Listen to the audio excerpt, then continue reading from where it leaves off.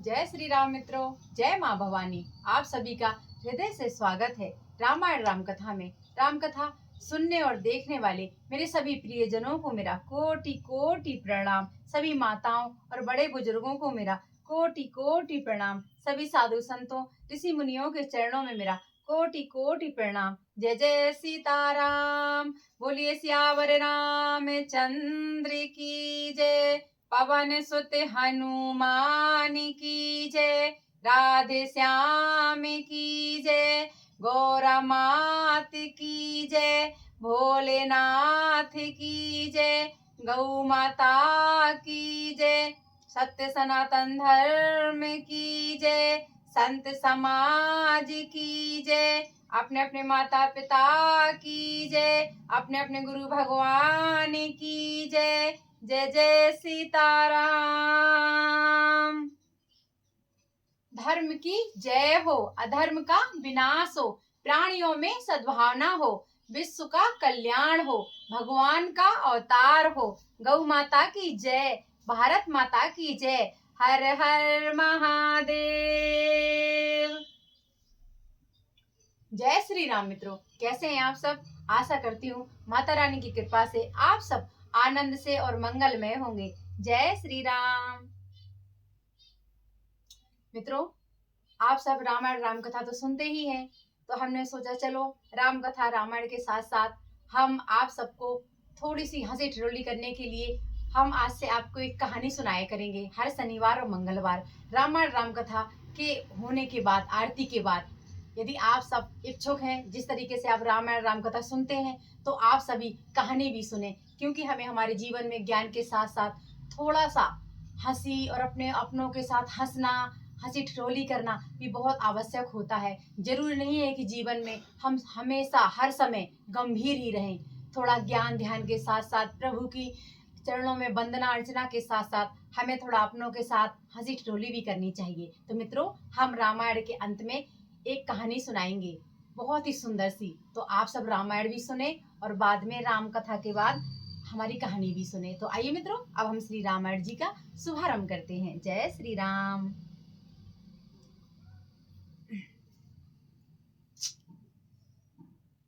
ओम श्री रामाय रामभद्राय रामचंद्राय वेदसे रघुनाथाय नाथाय सीतापते नमः। ओम वक्रतुंड महाकाय सूर्यकोटि समप्रभा निर्विघ्नं कुरु मे देव सर्वकार्येषु सर्वदा। बोलिए श्री गणेश भगवान की जय। रिद्धि सिद्धि मात की जय। जय जय सीताराम। श्री गुरु चरण सरोज रज निज मन मुकुर सुधार। बरनो रघुबर बिमल जसु जो दायकु फल चार। बुद्धिहीन तनु जानिके सुमिरो पवन कुमार। बल बुद्धि विद्या देहु मोहि हरहु कलेश विकार। सियावर रामचंद्र की जय। पवन सुत हनुमान की जय। जय जय सीताराम। कथा शुरू हम करन लगे, आइए वीर हनुमान। राम लखन सीता सहित हृदय बसो सुरधाम। सियावर रामचंद्र की जय। पवन सुत हनुमान की जय। जय जय सीताराम। मित्रों, आप सब लोग जो प्रयागराज में स्नान करके आए हैं, जो मित्र नहीं जा पा रहे हैं या जो जाने की उत्सुकता तो रखते हैं परंतु नहीं जा पा रहे हैं, तो कोई बात नहीं। हनुमान जी महाराज कहते हैं, ना गंगा बड़ी ना बड़ी गोदावरी, ना बड़े सकल तीर्थ प्रयाग। सारे तीर्थों का सार वहीं, जहाँ सच्चे हृदय में राम का वास। जय श्री राम। जब हनुमान जी महाराज स्वयं इतनी बड़ी बात कहते हैं तो कोई बात नहीं मित्रों। कहते हैं ना, जहाँ मन चंगा तो वहीं कठौती में गंगा। तो जो नहीं जा पाए, आप सभी तो जानते हैं कि क्या क्या घटना घटित हो रही हैं। प्रयागराज जाने की वजह से भीड़ बढ़ गई है। तो मित्रों, आप सब चिंता ना करें, आप जहाँ हैं जैसे भी हैं सुरक्षित रहें, क्योंकि आपके मन में भगवान का स्मरण ही सबसे बड़ी बात है और सबसे बड़ी प्रसन्नता की बात है कि हमारे मन में भगवान का स्मरण रहता है। हम पूजा पाठ करते हैं, तीर्थ नहीं जा पाते हैं, कहीं स्नान करने नहीं जा पाते, तो कोई बात नहीं मित्रों, हम घर पर ही रहें, सुरक्षित रहें और भगवान की पूजा पाठ करते रहें, अपनों के साथ सुरक्षित रहें। जय जय सीताराम। आइए मित्रों, अब हम श्री रामायण जी का शुभारंभ करते हैं। द्वार भीर सेवक सचवे, कयहि उदित रवि देखी, जाग्यू अजहु न अवधपति, कारनु कवनु विशेष, मंगल भवन अमंगल हारी, द्रवहु सो दशरथ अजिर बिहारी। राजद्वार पर मंत्रियों और सेवकों की भीड़ लगी है। वे सब सूर्य को उदय हुआ देखकर कहते हैं कि ऐसा कौन सा विशेष कारण है कि अवधपति नरेश दशरथ जी अभी तक नहीं जागे हैं। पिछले पहर भूपे नित्य जागा, आजु हम ही बड़े अचरजु लागा, जाहू सुमंत्र जगावहु जाई, कीजिए काजु रजाय सुपाई। राजा नित्य ही रात के पिछले पहर जाग जाया करते हैं, किंतु आज हमें बड़ा आश्चर्य हो रहा है। हे सुमंत्र, जाओ जाकर राजा को जगाओ, उनकी आज्ञा पाकर हम सब अपना अपना काम करें। गए सुमंत्र तब राउर माही, देखे भयावन जात डेराही, धाई खाई जनु जाई नहेरा, मानहु विपति विषाद बसेरा। तब सुमंत्र रावले राजमहल में गए, पर महल को भयानक देखकर वे जाते हुए डर रहे हैं। ऐसा लगता है मानो दौड़कर काट खाएगा। उसकी ओर देखा भी नहीं जाता, मानो विपत्ति और विषाद ने वहां स्वयं डेरा डाल रखा हो। पूछे को ना उत्तर देई, गए जेहि भवन भूप केई, कहीं जय जीव बैठे सिरुनाई, देखे भूप गति गया हूँ सुखाई। पूछने पर कोई जवाब नहीं देता। वे उस महल में गए जहाँ राजा और कैकई थे। जय जीव कहकर सिर नवाकर वंदना करके बैठे और राजा की दशा देखकर तो वो सूख ही गए। सोच बिकल बिबिरन मही परेऊं, मानहु कमल मूल परिहरेऊं, सचिव संभीत सकई नहीं पूछी, बोली अशुभ भारी शुभ छूछी। देखा कि राजा सोच से व्याकुल हैं, चेहरे का रंग उड़ गया है, जमीन पर ऐसे पड़े हैं मानो कमल जड़ छोड़कर जड़ से उखड़कर मुरझाया पड़ा हो। मंत्री मारे डर के कुछ पूछ नहीं सकते। तब अशुभ से भरी हुई और शुभ से विहीन कैकेयी बोली, परी नाराज ही नींद निसी, है तू जान जगदीशो, राम राम रटी भोर किए, कयहि न मरम महीसो, मंगल भवन अमंगल हारी, उमा सहित जिए जपत पुरारी। राजा को रात भर नींद नहीं आई, इसका कारण जगदीश्वर ही जाने। इन्होंने राम राम रटकर सवेरा कर दिया, परंतु इसका भेद राजा कुछ भी नहीं बतलाते हैं। आनहु राम ही बेग बुलाई, समाचार तबे पूछिए पूछहु आई, चलेऊ सुमंत्र राय रुख जानी, लखी कुचाल कीन कछु रानी।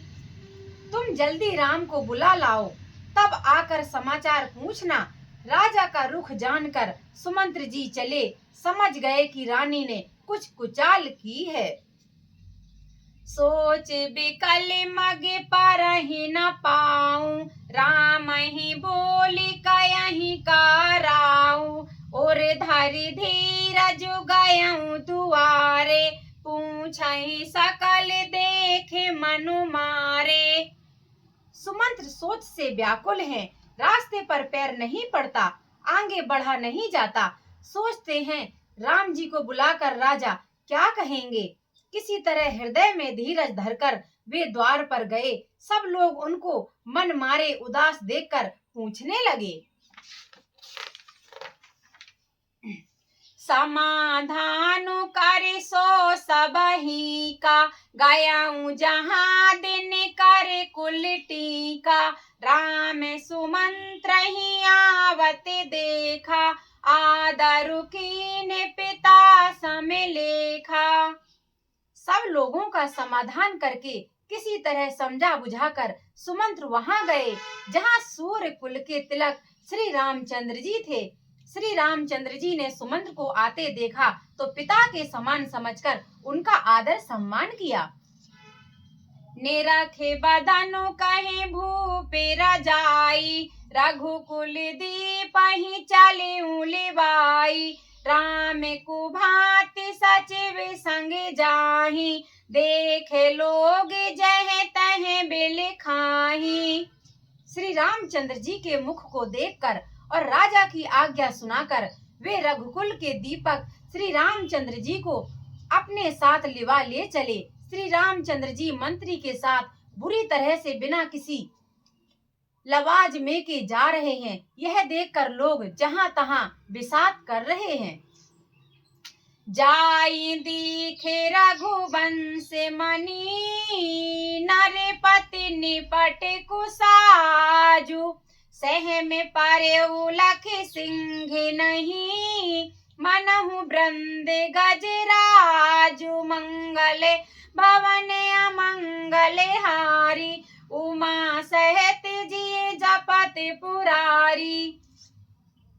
रघुवंश मणि श्री रामचंद्र जी ने जाकर देखा कि राजा अत्यंत ही बुरी हालत में पड़े हैं, मानो सिंहनी को देखकर कोई बूढ़ा गजराज सहम कर धरती पर गिर पड़ा हो।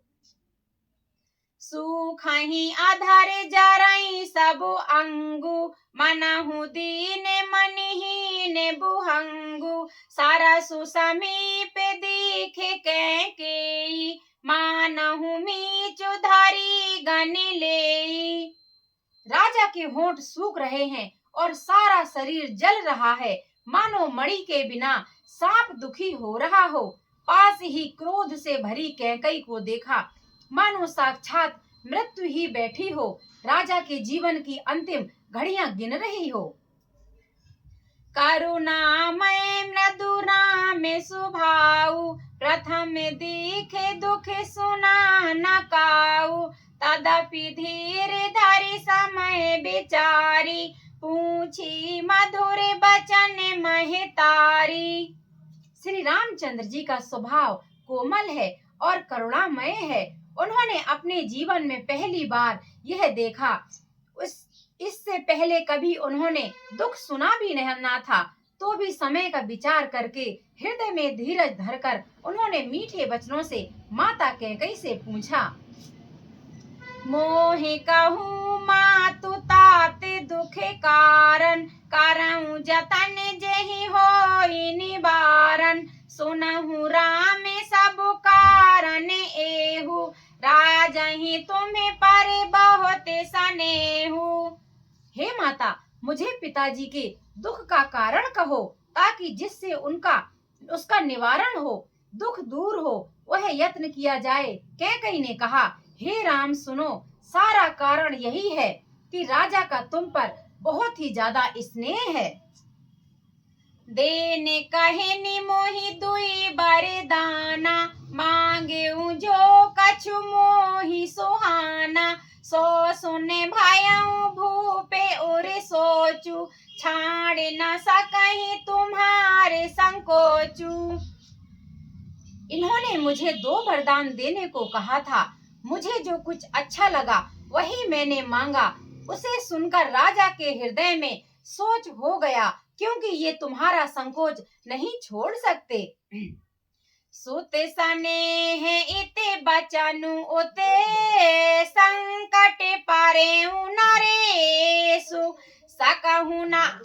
सकहु ता आय सुधरऊ सिरे, मेटहु कठिन कलेसु। मंगल भवन अमंगल हारी, उमा सहित जी जपत पुरारी। इधर तो पुत्र का स्नेह है और उधर वचन प्रतिज्ञा।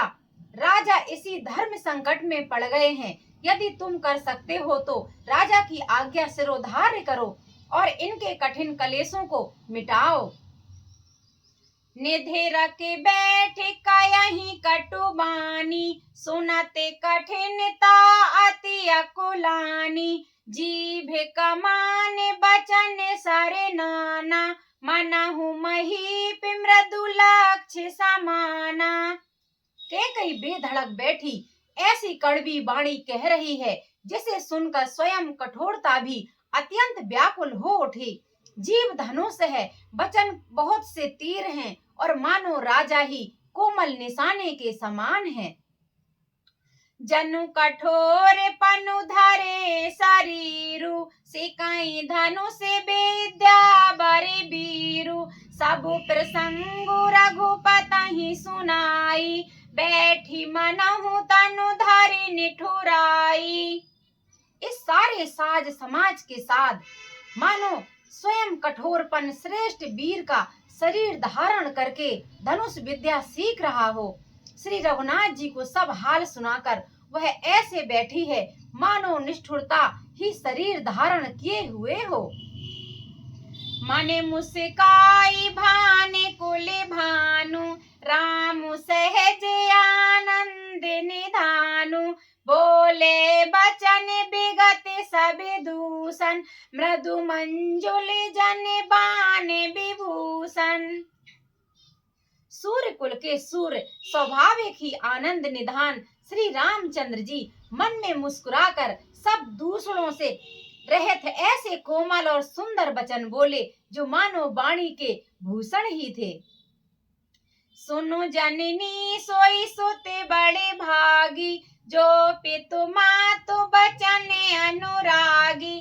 तने मातु पितु तो सनिहारा, दुर्लभ जननी सकल संसारा। हे माता सुनो, वही पुत्र बड़ भागी है जो पिता माता के वचनों का अनुरागी अर्थात पालन करने वाला हो। आज्ञा पालन के लिए द्वारा माता पिता को संतुष्ट करने वाला पुत्र हे जननी सारे संसार में दुर्लभ है। मुनि गण मिलन विशेष बने, सबहि भांति हित मोर। तेहि मैं पितु आयसी बहोरे, सम्मत जननी तोरे। मंगल भवन अमंगल हारी, उमा सहित जी जपत पुरारी। वन में विशेष रूप से मुनियों का मिलाप होगा, जिसमें मेरा सभी प्रकार से कल्याण है। उसमें भी फिर पिताजी की आज्ञा और हे जननी तुम्हारी सम्मति है। भरत प्राण प्रिय पावहि राजू, विधि सब विधि मोहि सन मुख आजू। जो न जाऊं बने ऐसे हूँ काजा, प्रथम गणे मोहि मूढ़ समाजा। और प्राण प्रिय भरत राज पावेगा। इस सभी बातों को देखकर यह प्रतीत होता है कि आज विधाता सब प्रकार से मुझे सम्मुख हैं, मेरे अनुकूल हैं। यदि ऐसे काम के लिए भी मैं वन को ना जाऊं तो मूर्खों के समाज में सबसे पहले मेरी गिनती करनी चाहिए।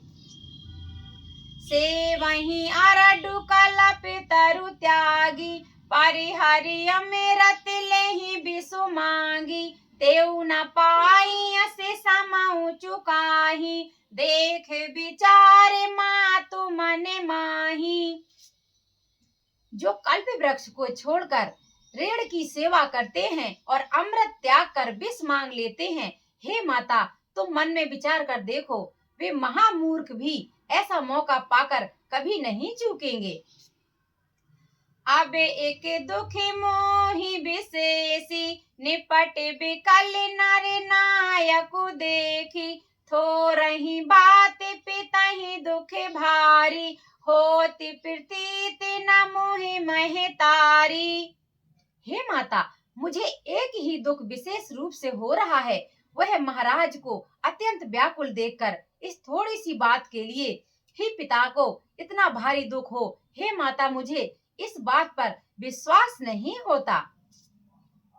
राव धीर गुण उदधि अगाधु, भा मोहिते कछु बड़े अपराधु, जाते मोहि न कहते कछु राऊ, मोरी शपथ तो ही कहूँ सत्य भाऊ। क्योंकि महाराज तो बड़े ही धीर और गुणों के अथाह समुद्र हैं, अवश्य ही मुझसे कोई बड़ा अपराध हो गया है, जिसके कारण महाराज मुझसे कुछ नहीं कहते। तुम्हें मेरी सौगंध है माता, तुम सच सच कहो। सहज सरल रघुबर बचने, कुमत कुटिल करी जान, चलई जो के जले बक्र गति, जदपि सलिलु समान, मंगल भवन अमंगल हारी, उमा सहित जिय जपत पुरारी। रघुकुल में श्रेष्ठ श्री रामचंद्र जी के स्वभाव से ही सीधे वचनों को दुर्बुद्धि कैकई टेढ़ा ही करके जान रही है। जैसे यद्यपि जल समान ही होता है, परंतु जो उसमें टेढ़ी चाल से ही चलती है। रहसी रानी राम रुख पाई, बोली कपट सनेहु जनाई, शपथ तुम्हारे भरत के आना, हेतु न दूसरे में कछु जाना। रानी कैकेयी श्री रामचंद्र जी का रुख पाकर हर्षित हो गई और कपट पूर्ण स्नेह दिखाकर बोली, तुम्हारी शपथ और भरत की सौगंध है, मुझे राजा के दुख का दूसरा कुछ भी कारण विदित नहीं है, अर्थात पता नहीं है।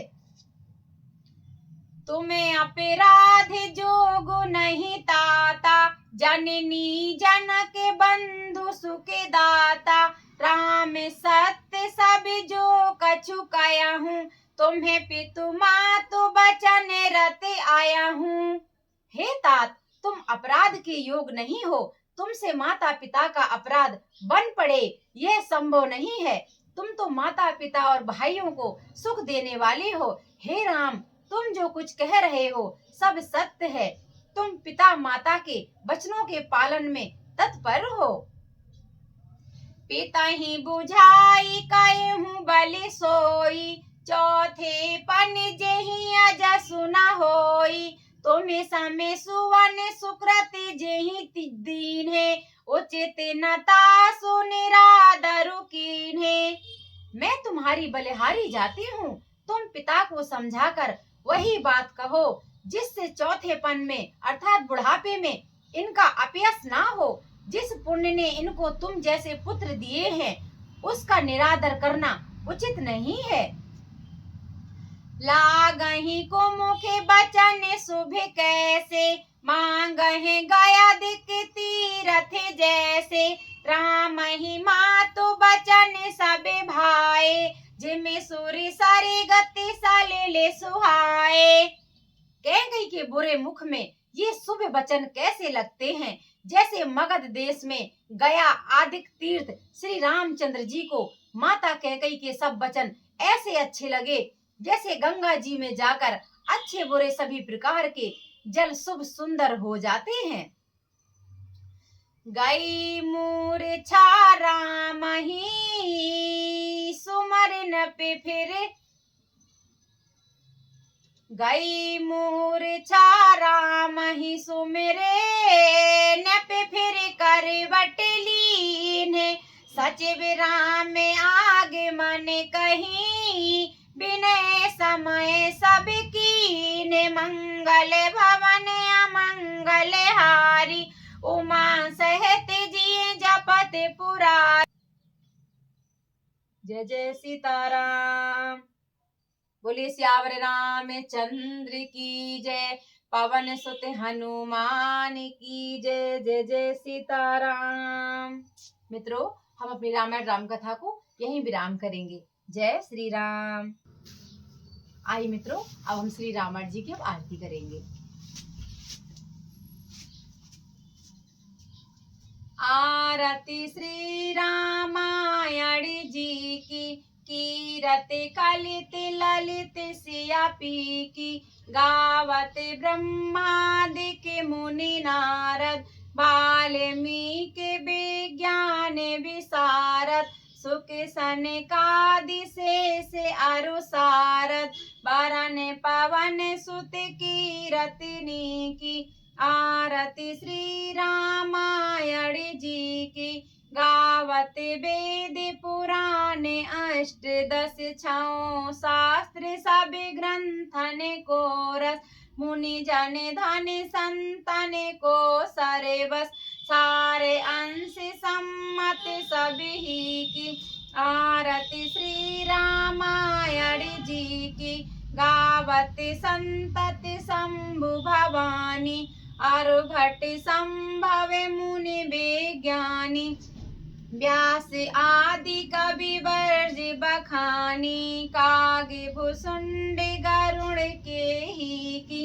आरती श्री रामायण जी की, कलिमल हरण विषय रसि फीकी, सुभग सिंगार मुक्ति जुबिती की, दलन रोगी भव मूरे अमी की, तात माति सब विधि तुलसी की। आरती श्री रामायण जी की, कीरत कलित ललित सिया पी की। बोलिए सियावर रामचंद्र की जय, पवन सुत हनुमान की जय। जय जय सीताराम। जय श्री राम। मित्रों, हमने कहा था ना मित्रों, रामायण शुभारंभ करने से पहले, क्योंकि हम श्री रामायण राम कथा की आरती के बाद आप सबको एक कहानी सुनाएंगे। तो मित्रों, हम ये पहली बार सुना रहे हैं। हमने सोचा रामायण राम कथा के आनंद के साथ साथ ही हम क्यों ना कुछ ऐसा करें जिससे आप सबको आनंद के साथ साथ थोड़ा सा अच्छा भी लगे, और आप है ना हंसी ठिठोली के साथ साथ थोड़ा सा आपका मनोरंजन भी हो जाए।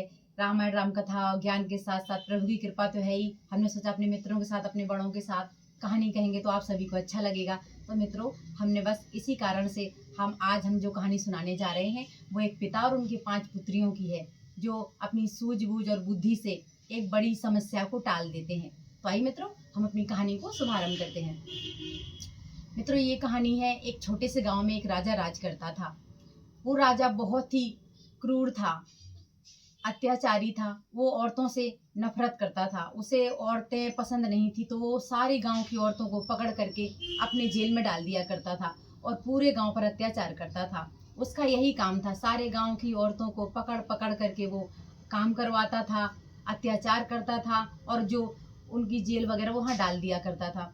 उसी राज्य में एक छोटे से घर में एक बूढ़े पिता की 5 बेटियां रहती थीं, और उन्हीं के साथ वो बूढ़ा पिता अपनी 5 पुत्रियों के साथ शांति से रहता था। उसे ये पता था कि अगर मेरे साथ भी एक दिन ऐसा ही होगा, क्योंकि सारी बेटियों के साथ, सारी औरतों के साथ राजा वही करता था। मंत्रियों को भेज करके, सैनिकों को भेज करके, बुला बुला कर सबको बंदी बना लिया करता था।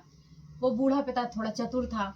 वो जानता था कि मेरी 5 बेटियां अगर चलेंगी तो मैं कैसे जीऊंगा, और ये सब वो सहन नहीं कर पाता। इसलिए वो गांव से दूर जंगल में एक झोपड़ी में अपनी 5 बेटियों को पाल रहा था, पालन पोषण कर रहा था उनका। उनकी बेटियां बड़ी हो गई, समय चलता रहा, ये सब होता रहा, राजा का अत्याचार बढ़ता रहा।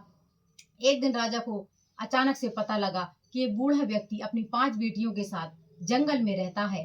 तो उसने अपने मंत्री और सैनिकों को भेज करके उन सभी को पकड़वा करके राज दरबार में पेश किया, और उनसे पूछा कि तुमने ऐसा क्यों किया। तो बूढ़ा पिता और क्या ही बोलेगा, बोला, महाराज, मैं तो अपनी पुत्रियों के साथ रह रहा था, मेरी बेटियों के सिवा कौन है और उनके सिवा मेरा कौन है। तो बोला राजा क्रूर तो था ही, दया तो करने वाला था नहीं वो। उसने बोला तुम सबको मैं जेल में डाल दूंगा और फांसी की सजा दूंगा। उसकी 5 बेटियां बड़ी ही चतुर थीं, तो बोली कि महाराज हमने ऐसा क्या दोष किया है जो आप हमें सजा देंगे। तो राजा बोला चुप हो जाओ, अगर तुम बोलोगे तो अब ज्यादा बोलोगे या मुझसे बहस करोगे तो मैं तुम सबको अभी 6 लोगों को फांसी की सजा दे दूंगा। तो उनमें से एक उसकी बड़ी बेटी चतुर थी, वो बोली महाराज आप हमें किस वजह से फांसी देंगे, हमने आपका गुनाह क्या किया, हमने ऐसा गलत काम क्या किया है। उनके बूढ़े पिता तो शांति से खड़े थे। तो उनमें से बेटी बोली कि महाराज आप हमसे पूछिए तो हमें क्या आता है, हम आपकी कुछ सेवा कर सकते हैं क्या। महाराज बोला नहीं मुझे कुछ नहीं करवाना है, हम तुम्हें जेल में डाल देंगे। तो उनमें से एक बेटी बोली महाराज हम 5 बहनों को 5 गुण सिखाए हैं हमारे पिता ने, अगर आप चाहें तो हम आपके काम आ सकते हैं। तो राजा तुरंत जाकर के बोला ऐसा क्या आता है तुम्हें, मुझे बताओ। तो पहली बेटी बोली महाराज मुझ में जो गुण है वो ये है कि अगर कोई सा भी कपड़ा आप कहीं से भी कैसे भी फाड़ दो और मैं मैं उसे ऐसी सिलाई करूंगी जिससे वो ये पता नहीं चल पाएगा कि वो फटा कैसे है। राजा ये बात सुन करके अचंभित हो गया, उसे नहीं लगा कि ये जो कह रही है वो सही होगा, लेकिन बेटी को तो पता था कि उसमें ये गुण है और उनकी सारी बहनों को ये पता था। तो पिता भी शांति से खड़ा था। राजा ने अपने मंत्री से कहा कि जाओ मंत्री एक कपड़ा लाओ। नया कपड़ा लाया गया, राजा ने उसे बुरी तरीके से फाड़ दिया, एक कपड़े के 2 टुकड़े कर दिए गए। अब उससे बोला कि बताओ तुम में क्या गुण है। तो बोली मैं इस कपड़े को महाराज ऐसे सिल दूंगी जैसे कि कभी फटा ही नहीं था। उस लड़की को सुई धागा दिया गया। राजा के सामने सभी दरबारियों के सामने वहां पर लड़की ने थोड़ी ही देर में अपनी कुशल कारीगरी से उस कपड़े को इस तरीके से सिला कि राजा को देख करके ये पता ही नहीं चला कि ये नया कपड़ा है या मैंने फाड़ के इसे दिया था। ये देखकर राजा बहुत ही ज्यादा तिलमिला गया। उसने मंत्री को कपड़ा दिया और बोला देखो ये वही कपड़ा है जो मैंने फाड़ के दिया था, इस लड़की ने इस तरीके से कैसे सिला जो ये नया का नया लग रहा है, ये तो कहीं से दिख ही नहीं रहा। क्योंकि उस लड़की के पास ऐसे गुण थे कि किसी भी फटी हुई चीज को इस तरीके से सिलती थी कि उसे दोबारा से कोई पहचान ही नहीं सकता था।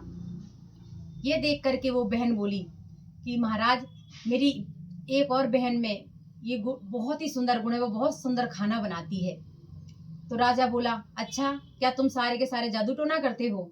तो बहन बोली नहीं महाराज ऐसी कोई बात नहीं है, आप हम पर भरोसा करिए और हमें दंड देने से पहले मेरी बहन का भी गुण देख लीजिए। मंत्री बोलता है ठीक है महाराज, अब दूसरी बहन का भी गुण देख ही लेते हैं जब इतना कह रही है। तो महाराज वो बोले कि जाओ रसोई में जाकर के खाना बनाओ। उस बहन को रसोई में ले जाया गया। वहां ले जाकर के राजा ने सारा सामान रखवा दिया, सब कुछ दे दिया। उससे बोला कि अच्छा से अच्छा खाना बनाना, अगर खाना अच्छा नहीं लगा हमें पसंद नहीं आया तो हम सजा तुम सबको एक साथ ही दे देंगे। और राजा ने मंत्री से चालाकी करते हुए कहा कि जब ये अपने काम में व्यस्त हो तो नमक वहां से चुरा लाना। मंत्री ने वैसा ही किया। जब वो कन्या खाना बना रही थी तो वो चुपके से नमक उठाकर ले गया।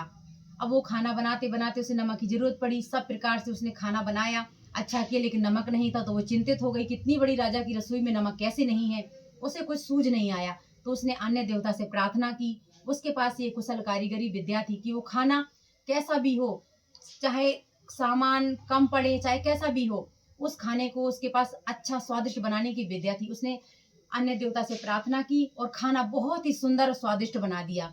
बिना नमक के ही उसमें अन्य देवता की कृपा से नमक भी हो गया। अब खाना बनकर तैयार हुआ, राजा के सामने परोसा गया।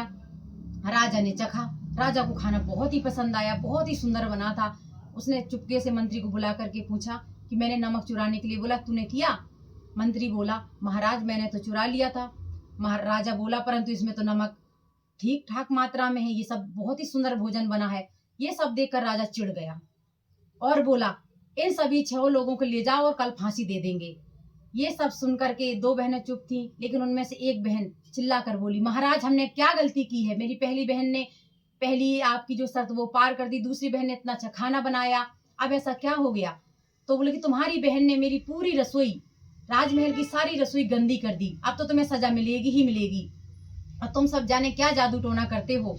तो बोली महाराज आप शांत हो जाइए, कृपया करके गुस्सा मत करिए, मुझ में एक ऐस मुझ में भी एक विद्या है कि चाहे कितनी भी गंदगी हो, कितना भी मतलब जगह गंदी हो, मैं उसकी तुरंत सफाई कर सकती हूँ, उतनी अच्छे से चमका सकती हूँ जो आपको लगेगा ही नहीं कि यहाँ गंदगी थी।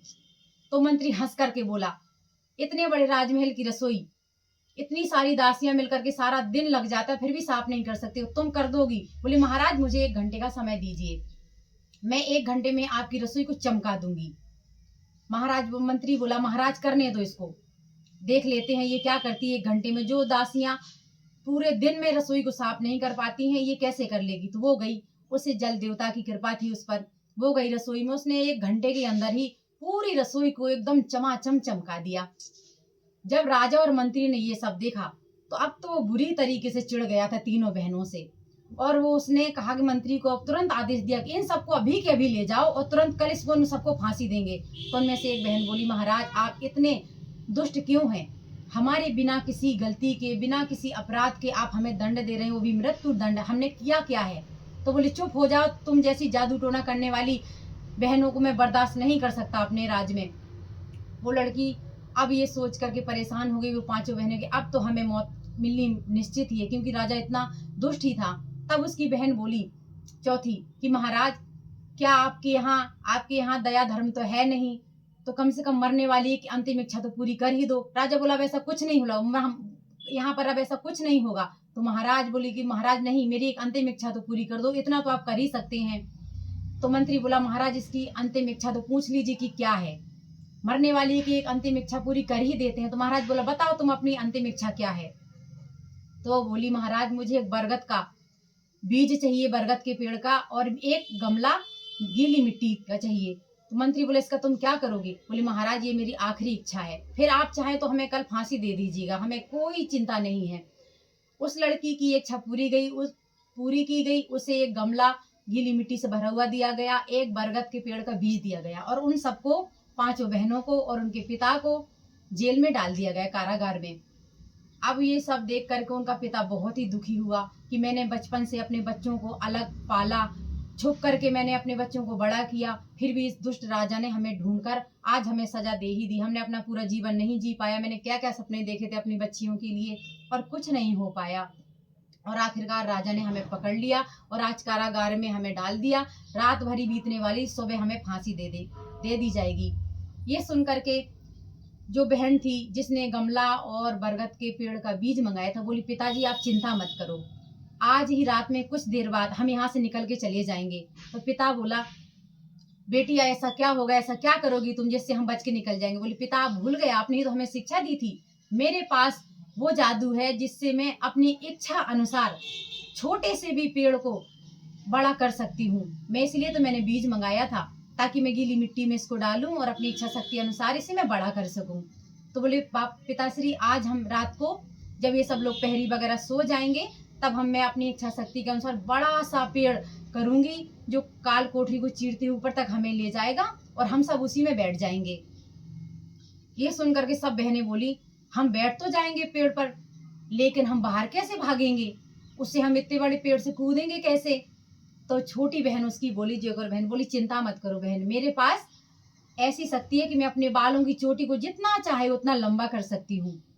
तो रात बीती और पहरियों का पहरा थोड़ा सा कम हुआ, तो उस बहन ने अपनी कला दिखाई और पेड़ को बड़ा किया और उसमें पांचों बहनें और उनके पिता को बैठा करके उस बहन ने, है ना, बहुत ही बड़ा विशाल बरगद का पेड़ किया और उसमें सब लोग बैठ गए। और उस बहन ने जिसको विद्या आती थी अपनी बड़ी चोटी करने की, उस बहन ने एक लपेटा मारा बरगद के पेड़ में और चोटी को बहुत सारा बढ़ाया और बारी बारी से सारे बहन और उनका पिता धीरे धीरे से जाने लग गए। जब ये सब कुछ देखा पहरियों ने, कितना बड़ा पेड़ अचानक से महल की काल कोठरी में कैसे उग गए, तो हाहाकार मचने लग गई। राजा साहब को बुलाया गया, राजा साहब आए, सब मंत्री आए, सब देखने लग गए कि भाई ये भाग ना पाए। राजा चिल्लाया ये पांचों बहनें और इसका पिता बचना नहीं चाहिए, इन्हें फांसी देनी है। मगर राजा करता भी क्या, इतने बड़े विशाल पेड़ पर चार पांचों बहनें और उनका पिता धीरे धीरे से बारी बारी करके बालों की चोटी को पकड़ करके वो लोग महल से दूर जंगल में जा निकले। और जैसे ही राजा और उसके मंत्री और उसके सैनिक वहां आए, उनके जाते ही बरगद का विशाल पेड़ उन सब पर गिर पड़ा। राजा भी मर गया, सारे दरबारी मर गए, दुष्ट सैनिक भी मर गए। उन 5 बहनों की वजह से, उस बूढ़े पिता की शिक्षा की वजह से उस राज्य में राजा के मरने के बाद सुख शांति आ गई और वो 5 बेटियां और उस गांव की सभी औरतें, सभी लोग सुख समृद्धि से जीने लगे। जय श्री राम। मित्रों, इससे हमें यही सीख मिलती है। कहानी तो सिर्फ कहानी है, कहानियां तो काल्पनिक होती हैं, परंतु इससे हमें ये सीख मिलती है कि हमें अपने माता पिता की हर बात को सिरोधार करने चाहिए।